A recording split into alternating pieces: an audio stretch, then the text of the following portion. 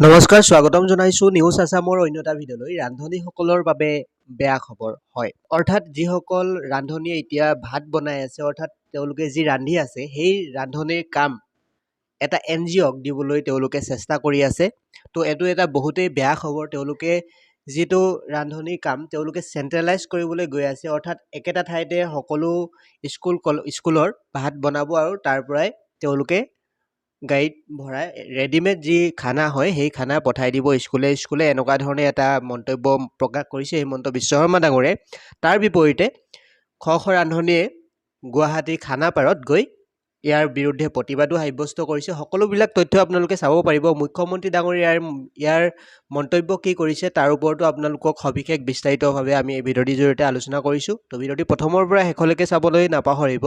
আৰু যদিহে আপোনালোকে চেনেলটি প্ৰথমবাৰৰ বাবে ভিজিট কৰিছে তেনেহ'লে চেনেলটি ছাবস্ক্ৰাইব কৰি ল'ব আৰু কাষৰ বেল আইকনটো প্ৰেছ কৰিবলৈ নাপাহৰিব পোনপ্ৰথমে আমি মুখ্যমন্ত্ৰী ডাঙৰীয়াৰ বক্তব্য শুনি লৈছোঁ আপোনালোকে জানে যে মধ্যাহ্ন আহাৰ যোগান ব্যৱস্থাত আমি পৰিৱৰ্তন অনাৰ প্ৰয়াস কৰি আছিলোঁ কামৰূপ বিশেষকৈ গুৱাহাটী কামৰূপ আৰু কামৰূপ মেট্ৰ' আৰু যোৰহাট জিলাত আমি অক্ষয় পাত্ৰ ফাউণ্ডেশ্যনৰ সৈতে লগ লাগি চেণ্ট্ৰেলাইজ কিটচেনৰ জৰিয়তে মধ্যাহ্ন আহাৰ যোগান ধৰাৰ বাবে আমি এখন আঁচনি ৰূপায়ণ কৰি আহিছিলোঁ অহাকালি মই নলবাৰীত যাম নলবাৰীতো আমি চেণ্ট্ৰেলাইজ কিটচেন এটা বনোৱাৰ কাম আৰম্ভ কৰিম যাতে নলবাৰীতো এই আঁচনিখন আমি সম্প্ৰসাৰণ কৰিব পাৰোঁ ইয়াৰ লগে লগে অহা কেইটামান দিনত ডিব্ৰুগড় লখিমপুৰ আৰু তেজপুৰতো এনেধৰণৰ চেণ্ট্ৰেলাইজ কিটচেনৰ নিৰ্মাণৰ কাম আমি হাতত ল'ম যাতে আমি এই অক্ষয় পাত্ৰৰ সৈতে কৰা চেণ্ট্ৰেলাইজ কিটচেনৰ জৰিয়তে মিড ডে মিল যোগানৰ আঁচনিখন সম্প্ৰসাৰণ কৰি গৈ থাকিব পাৰোঁ শ্ৰদ্ধাৰ ৰাইজ মাজুলীতো এনেকুৱা এটা চেণ্ট্ৰেলাইজ কিটচেনৰ নিৰ্মাণৰ কাম চলি আছে তেখেতৰ মন্তব্য শুনিবলৈ পালে এইটো হৈছে ফেচবুকৰ লাইভ তেখেতে জনাইছে জুন মাহতে দিয়া এইটো ফেচবুক লাইভৰ ভিডিঅ' হয়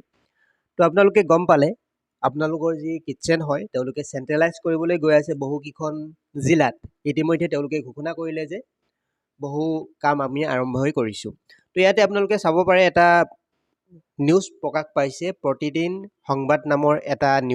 নিউজত ইয়াতে দেখিবলৈ পাইছে মুখ্যমন্ত্ৰী হুঁচিয়াৰ ধ্বনিৰে খানাপাৰত খ খ ৰান্ধনী সহায়িকাৰ উত্তাল প্ৰতিবাদ এই যি প্ৰতিবাদ হয় 11 জুন তাৰিখৰ নিউজ হয় এইটো জনতা ভৱনলৈ অগ্ৰসৰ হোৱা প্ৰতিবাদীৰে আৰক্ষীৰ খণ্ডযুদ্ধ ৰান্ধনী সহায়িকা সন্থাৰ সকিয়নি হিমন্ত বিশ্বই NGOৰ জৰিয়তে খাদ্য যোগান ধৰি লক্ষাধিক ৰান্ধনী কৰ্মীক পেটে ভাতে মৰাৰ যি ষড়যন্ত্ৰ চলাইছে সেয়া মানি লোৱা নহ'ব সমগ্ৰ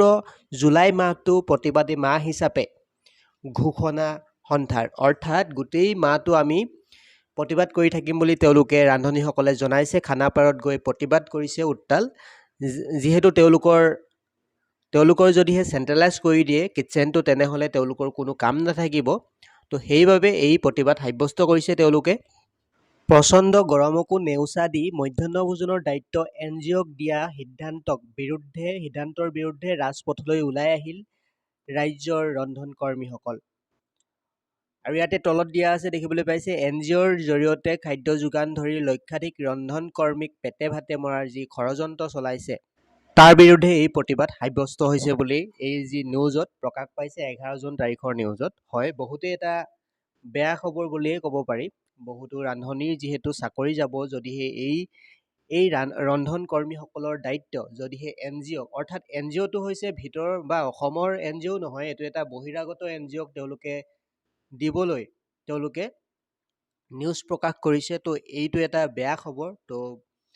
ভিডিঅ'টিৰ জৰিয়তে আপোনালোকক ইমানেই জনাবলগীয়া আছিল যদিহে আপোনালোকে প্ৰথমবাৰৰ বাবে আমাৰ চেনেলত আহিছে তেনেহ'লে চেনেলটি ছাবস্ক্ৰাইব কৰি ল'ব আৰু কাষৰ বেল আইকনটো প্ৰেছ কৰিবলৈ নাপাহৰিব এনেকুৱা ধৰণৰ ভিডিঅ'সমূহ পাই থাকিবলৈ ধন্যবাদ